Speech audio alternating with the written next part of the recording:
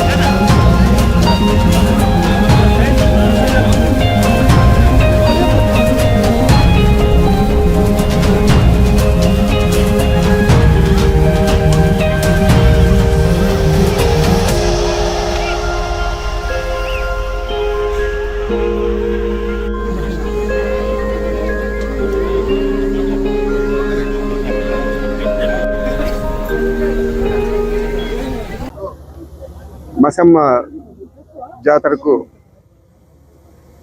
వస్తూ ఉన్నాము.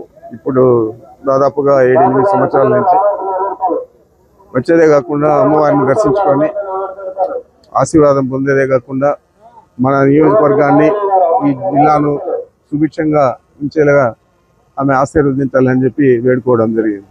ప్రత్యేకించి